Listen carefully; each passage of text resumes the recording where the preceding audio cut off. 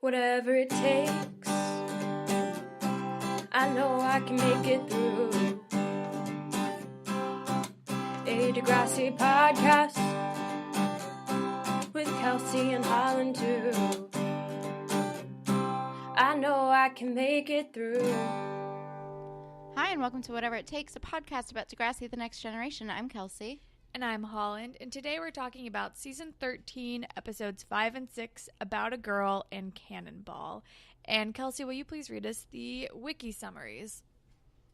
Sure. All right, here we go, because it's not on YouTube. Part 1. Adam becomes jealous of Becky spending time with Todd, leading him to make a potentially wrong move. Potentially? Alli may be falling too hard and fast for Leo. Maya can't stand the romance between Miles and Zoe. I mean, they're all like half right. Yeah. Okay, part 2. Adam takes Dallas's advice and tries juggling 2 girls at once, but he's not that kind of guy. When upset Tristan goes AWOL in Paris, Maya enlists her sworn enemy for help finding him. Jenna starts getting unwanted attention from creepy French man. Great. I mean, I guess, again, half right. But the episode titles for the first episode, episode 5, it's About a Girl, which is a 1989 song by Nirvana. And, I mean, I guess Adam's storyline is, like, all about Becky. But, I mean, otherwise not really related. Yeah. I don't know. It's whatever. It's fine. It's a great song. Yeah. And then episode 6 is called Cannonball, which is a 1993 song by The Breeders. And again, I mean, I don't know, the episode ends with a bang. That is true. Yeah. Sure. Okay. I don't know. Another good song. Yeah, true. All right. Well, let's just jump into it, I guess. We're off to a great start, guys. We haven't recorded in a while. We had a couple stockpiled.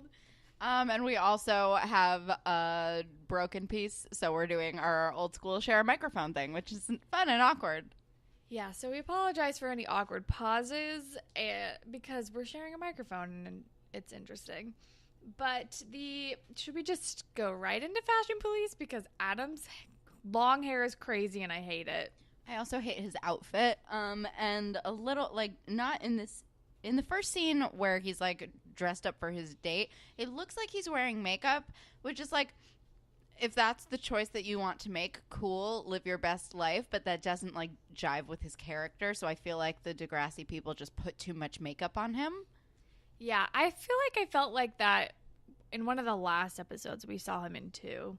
Like, he was noticeably wearing, like, mascara. Maya's giant polka dot shirt thing is a choice. But I am all for Adam covering his hair with a hat.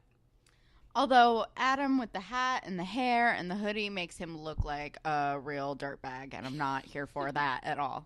Does Drew have weird sideburns now? Because I think he does. I didn't pick up on it, but I believe you, because that seems like a Drew move. Also, Adam's camo hat was a bad choice, in my opinion. Believe it or not, those are all of my fashion notes. They're all Adam-based. Same. That's all that I got. That's all I got. But the episode starts with Adam trying to set up a Skype date with Becky, and then this fucking shirtless dude, Todd, keeps jumping in, and he's picking her up for church group, and she's like, oh, sorry, I forgot to tell you, I can't Skype tonight. I'm going to church group with Todd. And then fucking Todd, like, leans down after Becky leaves and doesn't sign off of Skype and is like, don't worry, man, I'll take care of her. I'm like, this is none of your business, Todd. Why are you here? I have 3 points. 1, that pizza looks terrible. 2, she's like, we'll have a 3-hour call tomorrow, which sounds way too long for a Skype call. I don't care how sad and long distance and horny you are. 3 hours is a long fucking time. And my point number 3 is that guy is such a Todd. Oh, totally. Such a Todd. Also, after she bails on him, Drew has been bugging Adam about the pizza the whole time, and now he's like, give me the pizza! Because, I don't know, that was a shtick that happened. Canadians have low standards for pizza.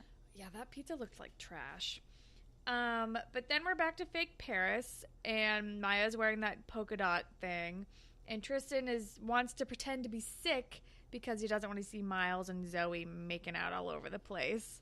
And, Maya makes a point that in normal circumstances would be true. Well, it's not like they're going to be making out in class, and then they walk in and they're making out in class, which is so gross. So gross. Like, they freaking make out all over the place all the time, which I'm like, that seems extensive. And then Tristan's like, well, now I really am nauseous, and leaves. And Maya's talking to Winston, and she's like, can you get him to stop? And he's like, if you tell Miles to do something, he's just going to not to do something. He's just going to do it harder, unless you want to come in here and find a mattress. And she's like, ew. Gross. But then we actually get subtitles for the French teacher, because I guess the viewers, or I guess the showrunners just assume, like their students on the show, nobody else can understand French. And I don't know, we have some assignment. I wasn't really paying attention to this part. I just noticed there were subtitles this time.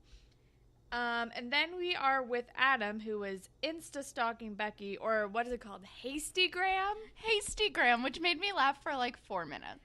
But I was just like, hasty is not the same as instant. This doesn't make sense. It makes it feel like I'm like, oh no, I gotta get something up right now.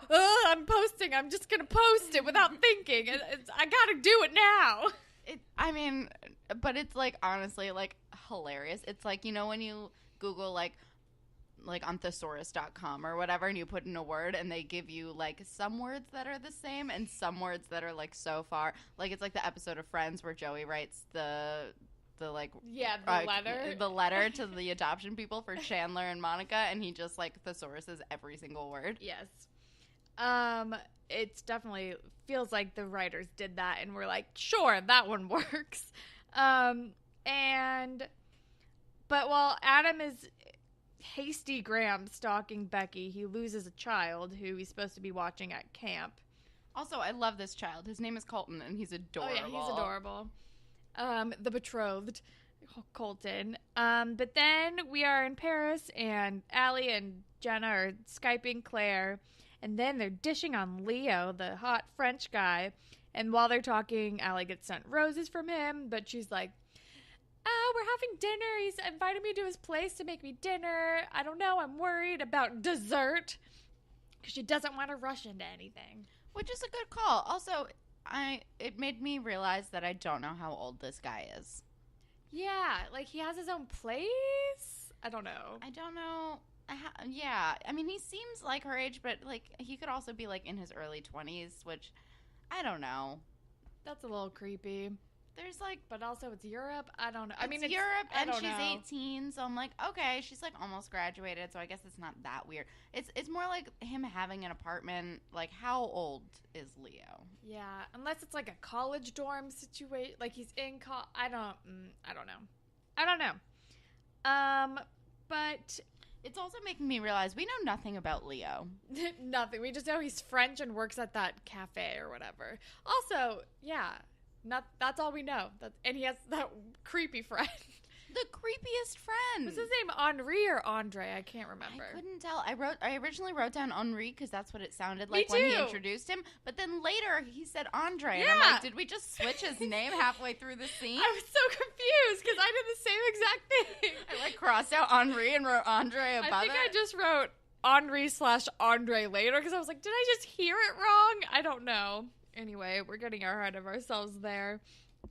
But then we are at camp, and Drew is pissed off at Adam for losing a child, rightfully, and he's basically putting him in timeout while he talks to Mr. Simpson and looks for this child to find out whether Adam is going to be fired from camp. Yep. And I'm really proud of Drew taking responsibility and laying down the law and doing presidential shit. Yeah, he's like, I can get in trouble for this shit. You lost a child. You need to be held accountable. Stop looking at Hastygram. God. But then Miles and Zoe are making out on a car outside of the building. And Maya is like, I have a solve for this. And she goes and grabs a bucket of water and then doesn't look out the window to even see if she hit them, to throw water on them, and ends up throwing it on a teacher. And she and Tristan both get detention because Tristan is also there. Honestly, I feel like it could have even been worse than this. She could have thrown it on a stranger who would then press charges. Yeah, seriously. But then we are with Adam and Imogen. Adam's like waiting in like some like the media immersion lab or something while he's waiting to find out what's gonna happen with him. And he's talking to Imogen, and he's like, who's this Todd person? Wait, I know the password to Becky's face range because it's the same as everything. Let me log in and see. And Imogen's like, that doesn't sound like a good idea. And he's like, well, I'm going to go crazy no matter what. As long as I look at the messages, then I'll know what's going on. And then he sees there's like 100 and something messages between the two of them. Yeah, he says 187 chats, which, okay. Few things. One, we skipped that Dallas found Colton, which I didn't put in my notes, so I just realized that we skipped it. Because Imogen says, because he mentions Colton, Imogen says, yeah, Colton's very worried about your relationship, which I thought was kind of funny. Oh, yeah. But yeah, can I just like say some things about snooping in general? Because you girls been there. Don't fucking do it. Don't do it. Don't fucking do it. I don't care how much you want to. Unless you are prepared to end your relationship, do not snoop because it will fuck your shit up. Yep. And if it doesn't fuck your shit up, then you're lucky and you have guilt. Or that person is very nice and understanding and you have to, like, be, like, atone for a while. Because, like, honestly, if you find something, then you have to admit that you snooped. And if you don't find anything, then, like... Then you're the crazy person who snooped for Exactly. no reason and don't trust your person. It's a goddamn lose situation. Yeah, it's never a good idea. But then I think real quick we go back to Alli, who's like, wait, did she and Alli, wait, what? I'm confused. Alli's like Alli is springing a double date on Leo. She arrives to his apartment and is like, guess what? I brought my couple friend because I don't want to have sex with you, and this is how I'm using them as a cock block, I guess. This is Alli's weird plan. Alli is bad at plans. She's so bad at all of the plans over both of these episodes. And then... Oh, but her excuse to Leo is that, like, Connor and Jenna are having relationship problems. And she's like, they could benefit from seeing a thriving couple. I'm like, you've known each other for 45 minutes. 5 seconds. But then we're with Maya and Tristan, who are scrubbing the floors with buckets of water, their new punishment for throwing a bucket of water. And Maya says, like, it's like Les Mis, like, as if that's supposed to cheer up Tristan, even though Les Mis is, like, the most depressing musical of all. But then... You really have very few positive options if you want to be in Les Mis. You're basically Cosette and you're boring, or you're no one. Exactly. Everyone dies. Exactly. Spoiler alert for Les Mis. Yeah.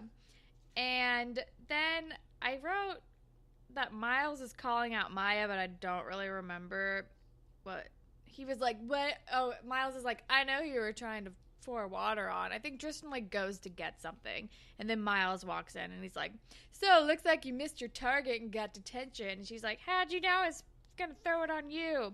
And then Maya like blows up on Miles about Tristan and how he was leading him on, and Miles clearly does not give a shit about any of it. But then Tristan sees this confrontation and gets embarrassed and is like, what the fuck, Maya? Why are you telling him that I have a crush on him? That's like the first rule. You don't tell the people that you have a crush on them. It's embarrassing. And runs away. Which is fair. And also, like, the whole reason that she even spills the beans is because Miles is like, I know it's just because you want to kiss me. Let's make out, blah, blah, blah, whatever. Yeah. And she says, I wouldn't kiss you with my dog's lips, which I thought was a terrible line. That's so weird. It's a bad line of dialogue. But that's basically, like, why she does it. And I totally understand Tristan being pissed. I would be fucking furious. Oh, and also, I thought it was interesting that Miles didn't correct her in any way. Like, because he wasn't leading Tristan on. Tristan was kind of getting run away with his feelings, and he didn't kiss Tristan. Tristan kissed him. That's true. And he did not correct any of this. Yeah, I don't know why he didn't correct any of that. But anyway, then we're with fucking Adam, who is like, you know what's a good idea? I should log on to Becky's face range and send a message to this Todd guy to keep him away from Becky. And then Imogen is like, this is a terrible idea. He's going to ask her about the message you're sending, you idiot. And he's like, oh, I know how to solve this. I'll just put, don't ever talk to me again on the message, and then she'll never